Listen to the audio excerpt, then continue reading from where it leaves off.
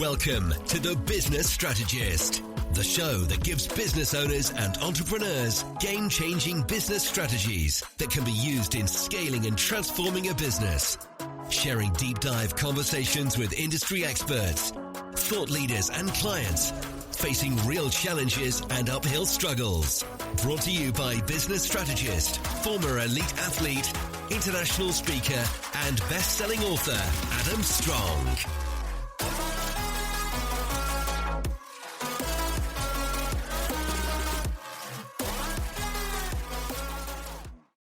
What's up, ladies and gentlemen, and welcome to this week's Business Strategist Show with myself, Adam Strong.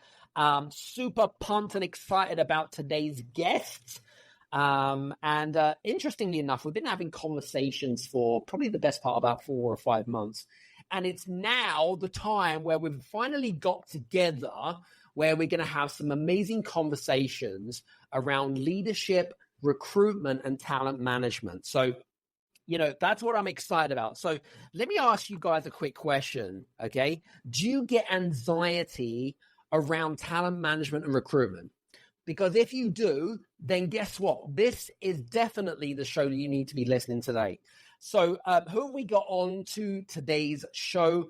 Her name is Roberta Matuson, and she is what we call the talent maximizer, which I absolutely love, by the way. She's a LinkedIn top voice in the workplace and leadership. And she's got actually a vast amount of experience, 25 years plus of experience working with Fortune 500 companies such as General Motors, Takeda Pharmaceuticals, Microsoft, and also small to medium-sized businesses as well. She is the author of 7 books, and she is re-releasing a book, which is the 3rd edition, I believe, of a book which is coming up, which is Suddenly in Charge, Managing Up, Managing Down, Successfully and All Around, which is kind of great because it rhymes. I love that title, by the way. It's a good rhyme to that, which is a Washington Post top 5 business book for leaders, of course. And we're also going to be talking about some principles around difficult conversations in the workplace as well. We're going to be talking about that as well. So that's a little bit about Roberta. And some of the things that we're going to be covering today, just to give you a bit of a snapshot as well, we're going to be talking about her up-and-coming book, of course, which is coming out soon. We're going to be talking a little bit about strategy. So talent management strategy we're going to be talking about. But the fun thing that we're going to be doing as well is we're going to be doing a little bit of role play, ladies and gents. So make sure you got your notebooks and pens handy because Roberta's going to be dropping some massive value bombs. I know she is. So that's what the premise of today. If you're listening to us live, use the hashtag live, use the hashtag replay, of course. And if you are not listening to the video, of course, make sure you head over to the podcast, which is over on Spotify, on Apple. So without further ado, Roberta, welcome to the show. Thank you, Adam. It's a pleasure to be here. Likewise. I'm excited. I'm excited about today's conversation. I really am. And, it's interesting because, I mean, your experience, from working with these big Fortune 500 companies to now working with small to medium-sized businesses. I mean, there's such a big, would you say there's a big correlation in terms of, the way that they work and stuff like that? I'd love to kind of get a little bit more of a snapshot, because there must be some cross-correlation in the way that leadership works with those. But also, I don't know, from a small to medium-sized business perspective, CEO type of thing, I also find it very difficult to comprehend and understand how those styles work for a small to medium-sized business. What's your take on that? Well, it's interesting. I always say that, people don't work for companies, they work for people. So it doesn't matter whether you're a Fortune 500 company or you're a company of 10 employees, right? People are making decisions on whether they're going to come work for you based on the people you have there, based on your reputation. And so I find when we're putting together strategies to attract and retain talent, that oftentimes in the smaller businesses, it's actually easier. And it's easier because, the CEO or the founder of the business is more accessible. And so if I recommend to that individual, you should be speaking at these conferences, you should be networking to find these people. If I told the president of GM to do that, she would look at me like, I got a whole fleet of electric cars here I'm trying to sell. Like, how am I going to fit that in? So, I think that there are many best practices that smaller businesses can take away from larger businesses. But I also think there's a lot of lessons that larger businesses can take away from small business. Love that. That's a really interesting perspective. I love that. One thing that I picked up from that conversation was that bigger businesses can learn from smaller businesses and vice versa. Because my thought was the smaller business can learn from the bigger business, but what can the bigger business learn from the smaller business? And what you're saying is that actually you make some really valid points. So I love that. Thank you so much. That's great. Now, working with some of the big companies and stuff like that, and with the smaller firms, have you noticed any sort of common traits with the way leaders are in successfully attracting and retaining top talent? Is there any kind of like patterns for best practice or anything that maybe the listener here can take away from the leaders in larger organizations? Oftentimes companies? They are given a lot more leadership development. They may actually be trained on how to select for success, which is something that I do for my clients. I teach them how to interview and then how to assess candidates so that they make the right decision the first time around. And so oftentimes smaller businesses are like, well, we don't need that, or we can't afford that. And I'm like, you can't afford not to do that. So, I think there might be a little higher level of sophistication.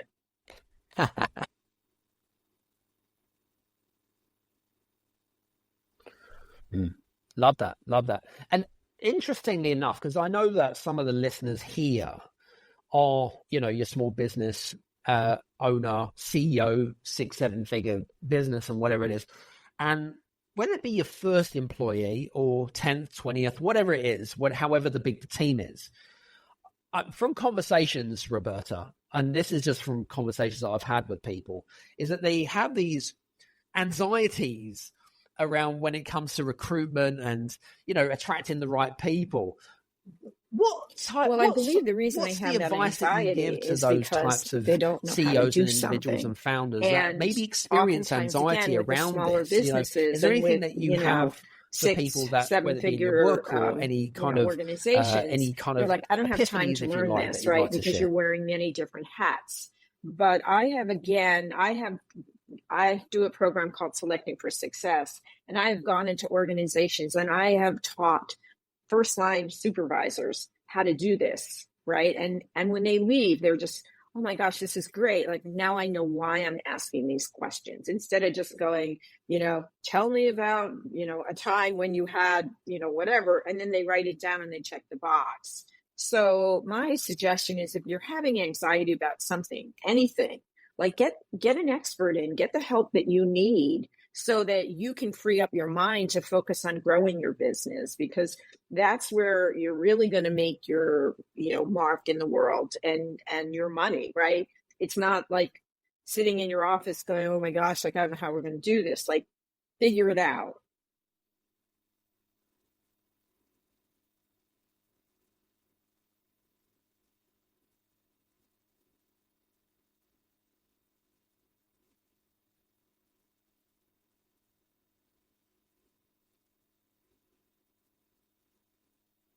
Love that. Yeah, that's a really good point. One thing that I picked up from your conversation, and great tip here, by the way, is to hire someone that's experienced in doing that. I think that is a really great piece of advice, by the way.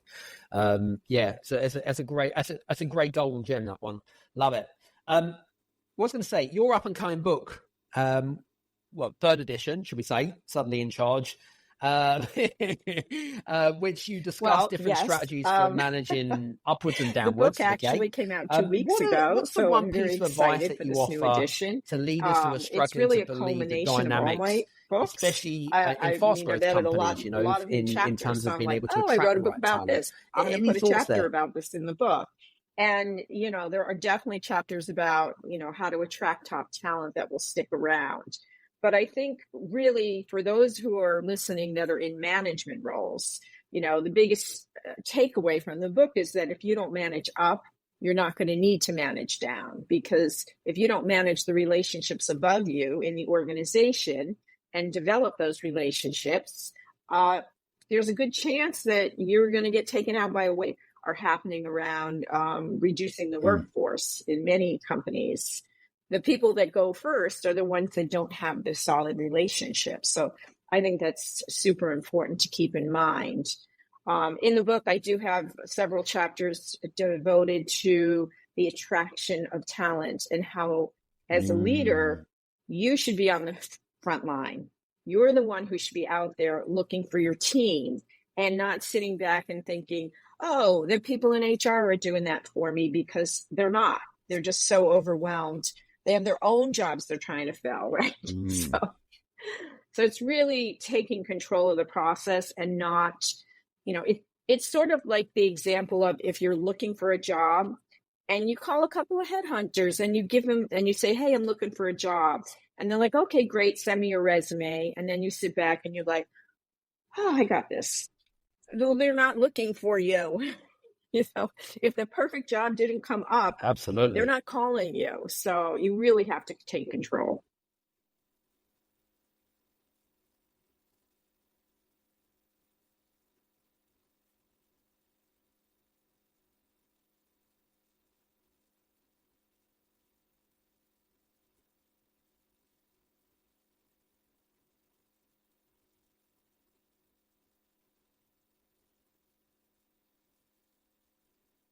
Yep, agreed on that. Some good stuff. They always say for the job hunter, the best opportunities are the ones that are not advertised as well, by the way. We'll talk about that another time, because this is more specifically for the leaders and stuff like that. Now, what was I going to say to you?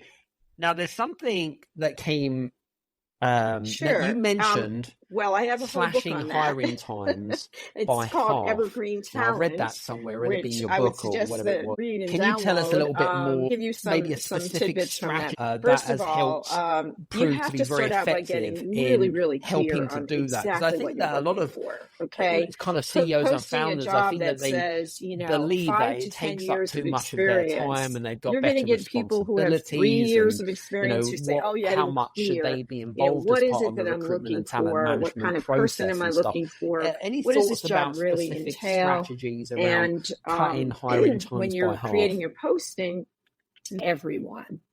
Also taking a look at how many people are involved in your hiring process right now. So making a list, and then they have to talk to this person who's in this department and this person. And I suggest make that list, put a line through the middle. And it's interesting because I went through this process with a client of mine who is the CEO of a smaller business. And I challenged him about, and he was like, really? I'm like, yes. And he said in the beginning, when he was getting ready to post the job and go through the process, he had to pull himself back. And he's like, I'm not doing it the old way. And he actually did hire a top-notch director of development in less than a week, because he followed the steps, he followed the process, and he got out of his own way. So it can be done, and it is being done. You're just not doing it.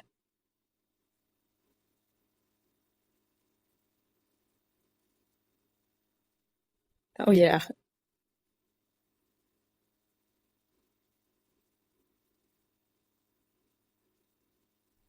Mm-hmm.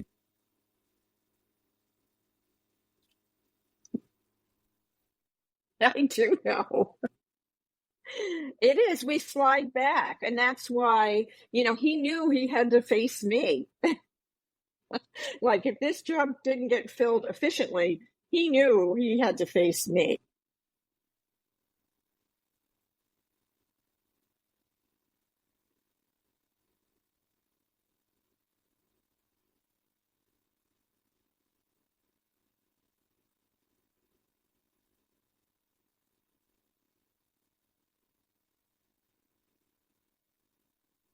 Wow.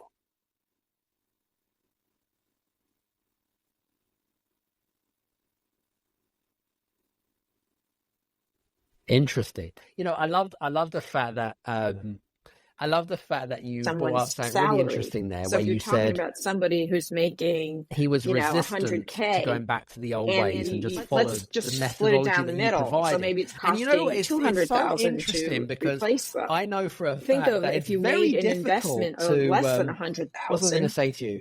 Break old how much better habits off you or would back be. old ways. Do you know So what I mean? that's really what it comes down to, because Yeah, today's I employees don't. really want to know that Yeah, their companies that they're working for really value them, relying mm, on online yeah. And training. there's this.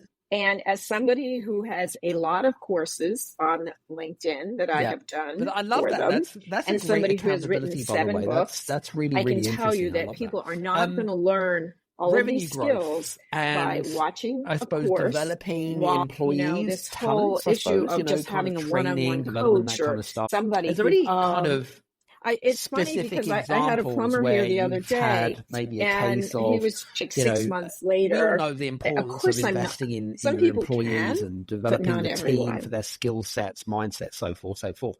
Is there any specific examples or maybe clients that you've worked with that there's been a significant shift maybe in their revenue growth when they've invested in their employees or developing their team? Any thoughts there? Mm.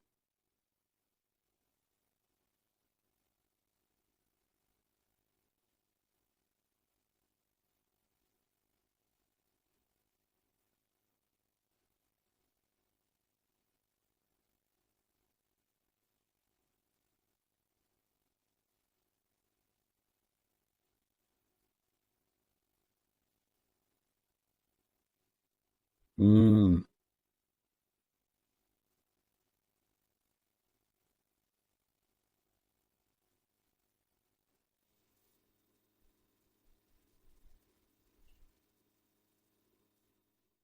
Well, I think it starts with, first of all, forgiving yourself, right? I mean, there are professional interviewers.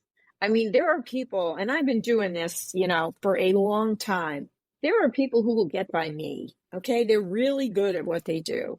And especially if you're interviewing for someone in sales, okay, they're great at selling themselves. And so you need to get really good at figuring out, not necessarily comfortable and practicing. I'm sure your listeners didn't make their first sale in their business, the first time they went out.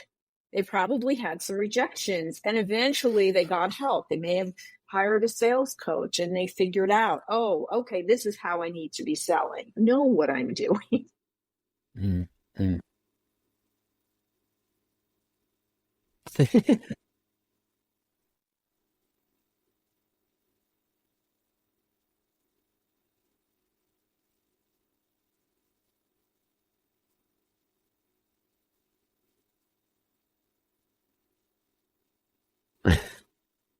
I love that. Some good stuff. Some good stuff. Here's a thought process. And again, there'll be experiences where a lot of our listeners have had a bad experience in hiring the wrong person, right? And it might prevent them from, it may cause resistance and reluctancy in hiring again, for example, right? So is there any, do you have any yeah, also my thought checklist, is, benchmark, or this is why we have something that can LinkedIn. help them to Okay. kind of, You can again, go I onto suppose, get out of LinkedIn their and see, ways and hey, kind am of I a give them first some level connection to confidence and somebody saying, you I know what, know? Are actually, they a you first can level do connection this, to somebody who right? works in that You've had one company? bad How do experience I or a check couple of this bad person out through the experiences or back whatever it is. door? I feel that But sometimes, I would try Roberta, to even avoid that that when people situation have by had a bad using your experience, network, and it might be for having whatever an reason employee that referral their own program, because employee had set up most employees are not going to refer what do you call it, crappy a coworkers. competitive, They're just not. They're not going to put their company or jobs on the whatever it line. is. They're You know what not I going mean? to, And it causes this kind of, they're just not going I to don't do know, it. So if holding you can back, if use you your like, network, kind of if you're mindset. in my book, You have Evergreen do you Talent, have I talk about a any gentleman thoughts by or the name of advice Ray for those Palicki, types of who people? was the CIO at Biogen, a very big biotech company. And I don't think Ray ever paid for a recruitment fee. He didn't have to because he was very visible. He always spoke at conferences. He always said yes when somebody reached out for an informational interview. He got involved in different associations. He was known. And when he had an opening that your listeners can certainly do. Mm.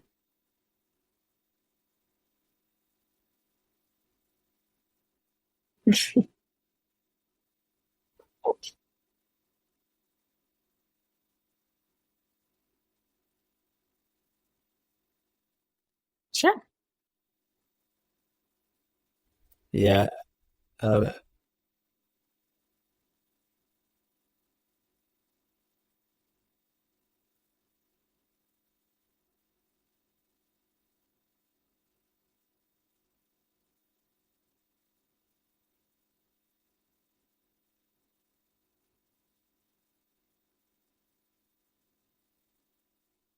Sure. So, Adam, have you asked this person if they're interested in being in a management role?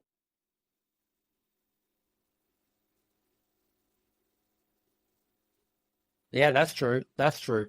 And have you I was clearly going to say defined to you, what I do you mean, have that? Have you again, put I that think down on it's a also paper? And taking are you clear? responsibility for, if you've got X amount of candidates that's applying for a job that you've advertised, you've got to take an element of responsibility. But from your perspective, are there any, should we say, red flags where you think, this guy or girl is bullshitting me, right? Or, that it's completely Well, I think untrue. it's really Are there important anything that you would give to list people that what you've are the worked with, traits, CEOs and okay? founders, and Because say, do you being know a what? leader If is you've different got, than you're being down to last 5 someone who's not candidates a or whatever it leader. is, like And what's the so you red need flags to, that you like, look for for and my think, do you know clients, a what? lot of times the This is a traits, bad some of the hire. traits Stay at the away from list this is for they this want a reason. Any leader who is thoughts? empathetic. They want a leader who is willing, who's authentic, right? They don't want somebody who's good at BSing everybody. They want somebody who's transparent.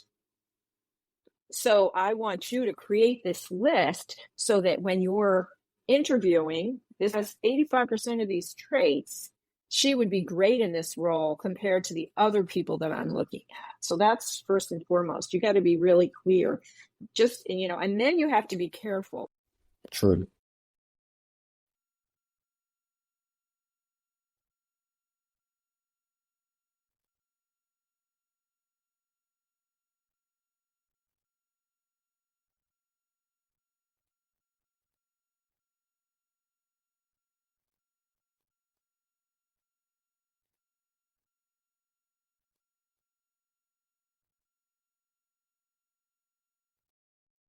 Mm.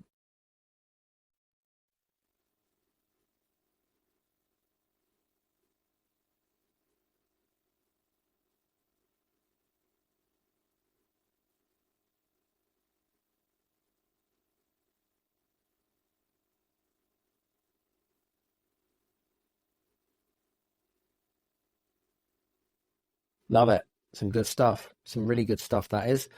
We're only 20 minutes in and you've dropped so many value bombs. It's unbelievable. I've been ferociously writing lots of notes here, which is a great conversation.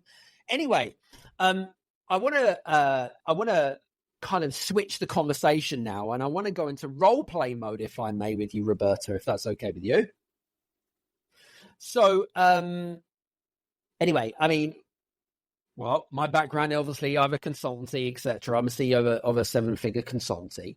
And so I want to kind of set the scenario here. And maybe what we could do is maybe you've got some questions for me. Maybe we can create some strategy and brainstorm some ideas.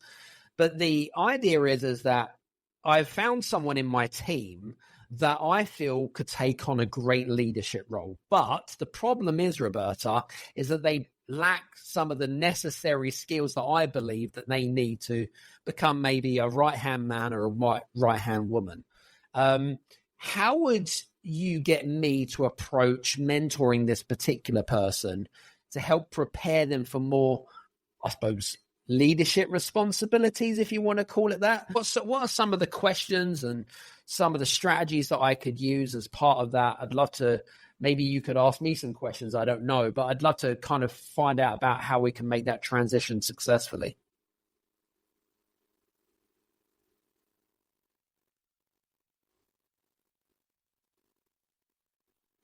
I have actually, yes, I have asked them, and they seem very enthusiastic about it and excited.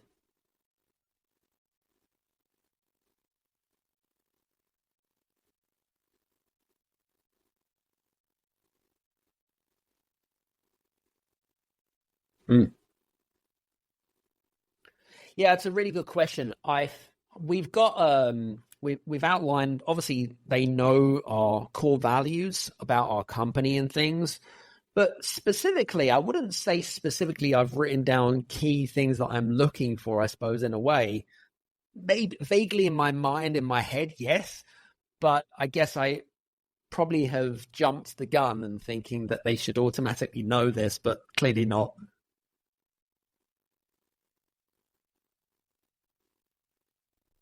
Mm.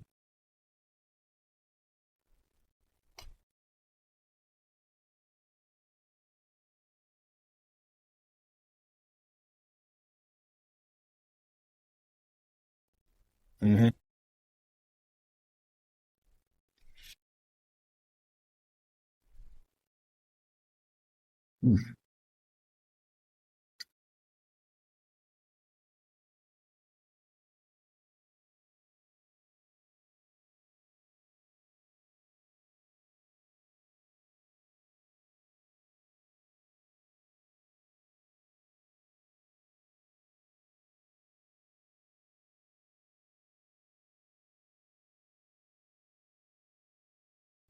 Mm.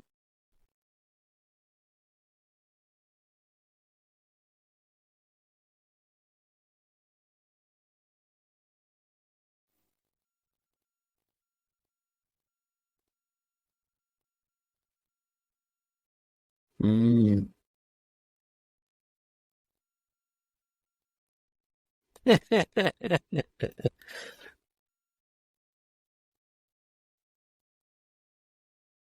Mm. Love that. Some good stuff. So get clear on the traits. Fantastic. And then would you advise me sit down with that particular person and say this is kind of the expectation? Would the conversation go about that?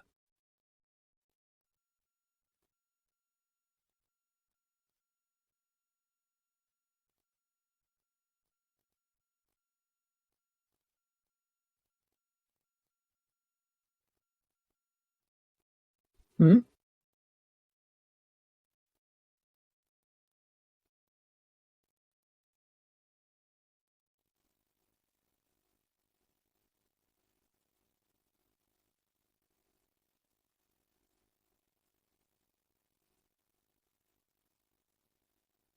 Right.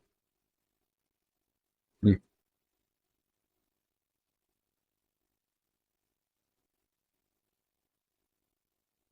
Mm. Yeah. Yep. And would you recommend me offering some sort of, I think you already kind of asked the question, offer some sort of trial? What's the difference between a trial and maybe an acting person that's holding a position? Is it the same thing? Okay. Mm.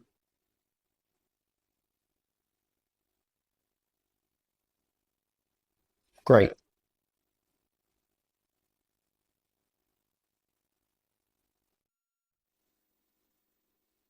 Mm.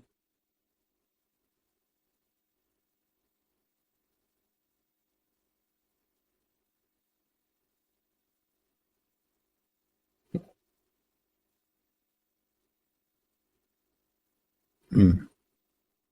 I think my biggest worry, Roberta, is that if I do hire them to come in and on a management role, is that if they aren't the right fit, that they might take it personally or emotionally, and it might cause a rift in our good relationship that we already have. I mean, what's your thoughts on that?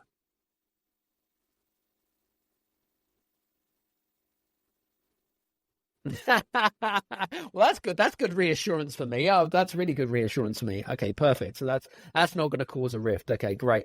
Anything else that I need to take into consideration as well? You mentioned traits and having that conversation. Anything else?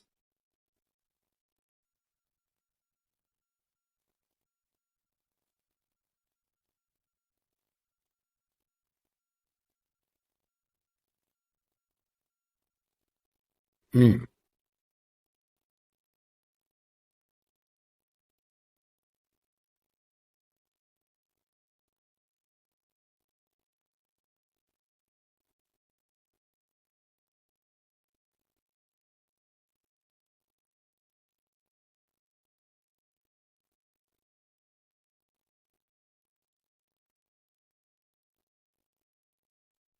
You mentioned the word coaching, and obviously it would be my responsibility to hire the coach for them.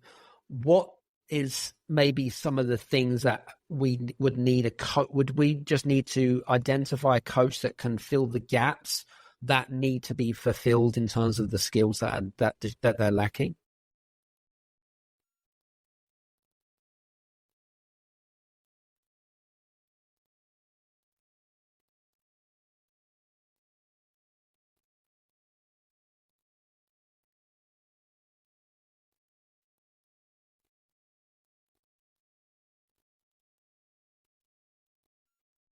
Mm.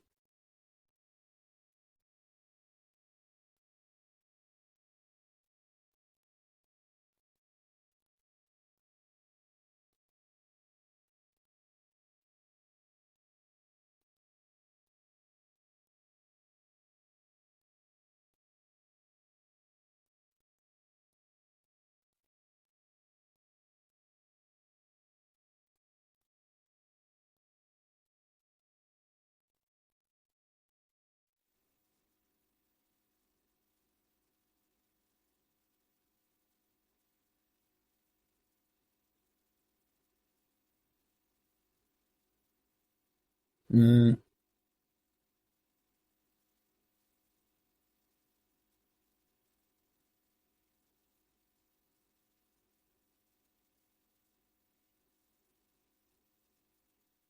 But yeah,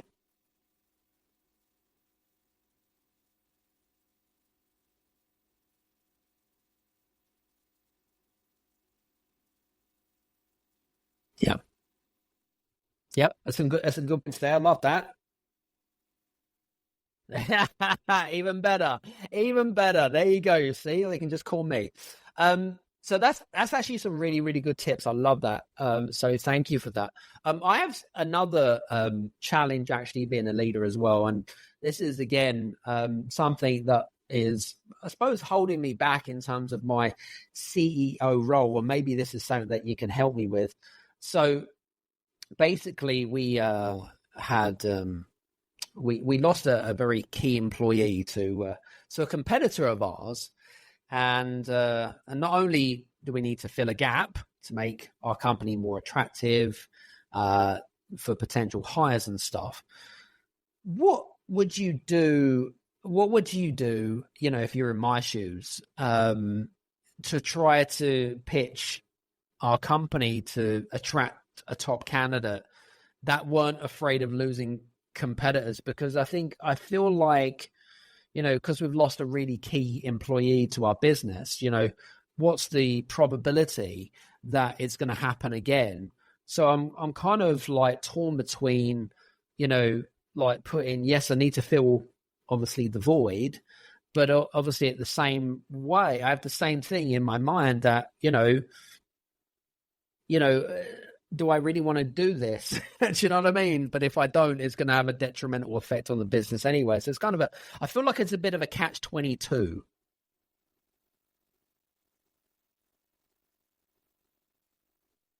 I think that I think they got a better offer from our competitors, basically. Yeah. Mm.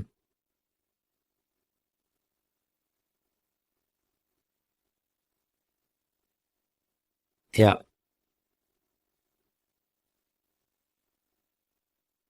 Mm.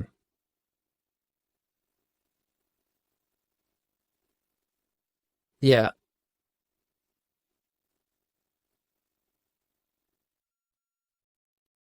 Mm. Yeah.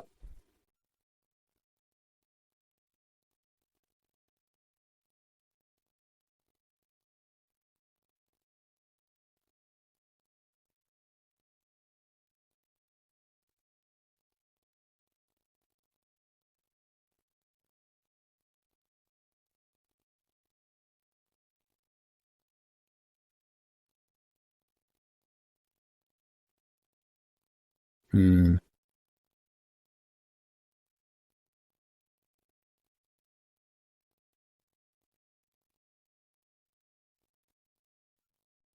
Mm.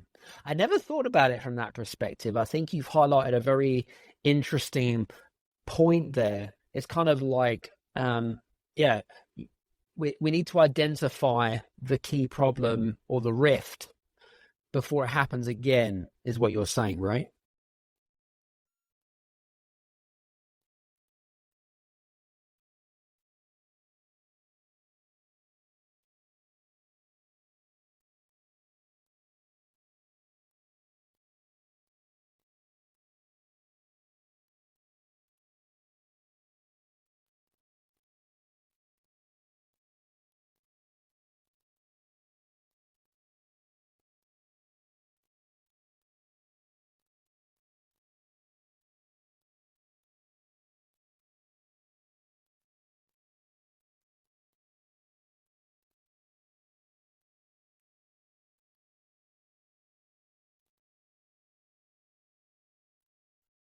Mm.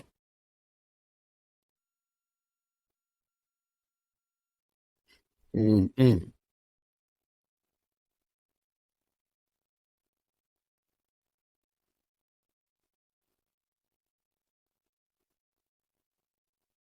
Yeah.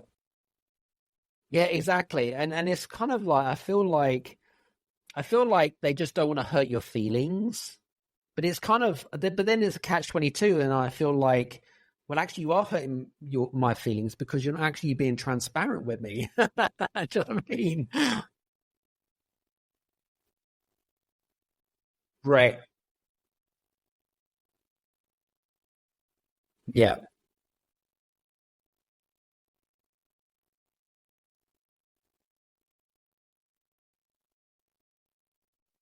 Yeah, it's a valid point there, and it's interesting. I've lived with my other half, and she's very anti confrontational, anti conflict. Do you know what I mean? Like the type of personality is like just stays away from the drama, should we say? I don't know. I guess if you want to call it that, but yeah, okay, that's some valid points there. I really like that. Some really really good. Yeah, okay, that's good. Role play's done, by the way, ladies and gentlemen. I just kind of wanted to put that out there. So, because by the way, yes, great, fantastic. That's what I want. An invoice in the post, fantastic, very good. For you guys that are listening in, I hope that like what you're listening into I feel like is a bit of a masterclass, really, in a nutshell, because you're kind of getting two things. Number one, you're getting perspective from someone that's got 25 years of experience in working in leadership and talent management, but you're also getting we've also been doing some great role play because these are familiar situations where most of us are experiencing right now, and hopefully you should have some tools and some strategies about how you can go about and being a better CEO and founder of your company, and hopefully it will help you shift the needle a little bit. So Roberta, by the way, I just want to say thank you so much. This has been great.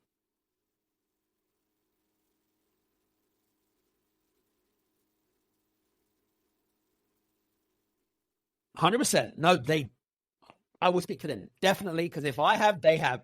So that's all good. Tell us a little bit. Just let's summarize our conversation, and yeah, let's summarize our conversation because we've gone through so much in such a short space of time. I feel, and there's just been so many great pointers and stuff like that. So let's just summarize our conversations and stuff like that. So um, let's do 3 big takeaways for companies or CEOs that are frustrated with the whole hiring process. Let's do 3 quick firing takeaway summaries from today. Any thoughts?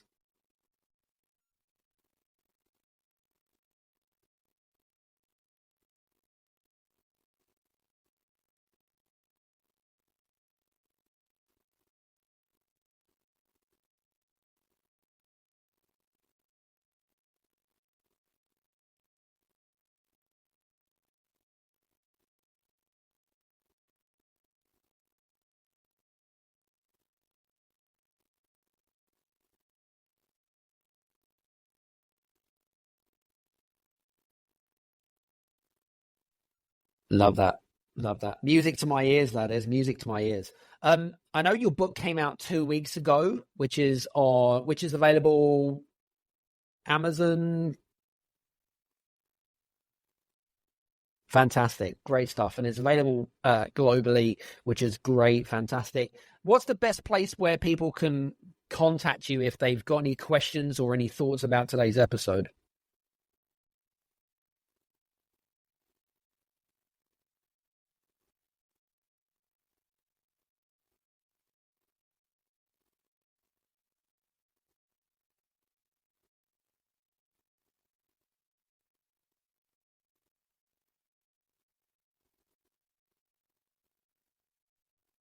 Wow.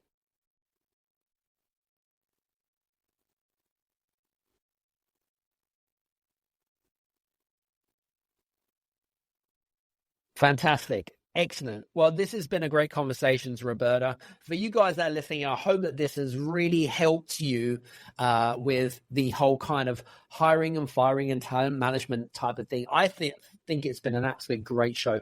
So from me and Roberta, I hope that you've enjoyed today's show. If you have enjoyed today's show, a quick reminder, feel free to leave a 1 or a 5-star review over on Apple or Spotify.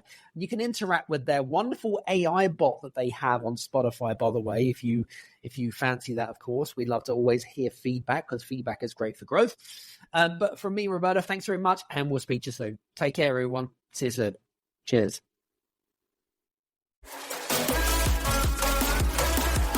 Thanks for listening to The Business Strategist with Adam Strong. Follow Adam on LinkedIn, YouTube, and adamstrong.net. Leave a review on Apple or Spotify.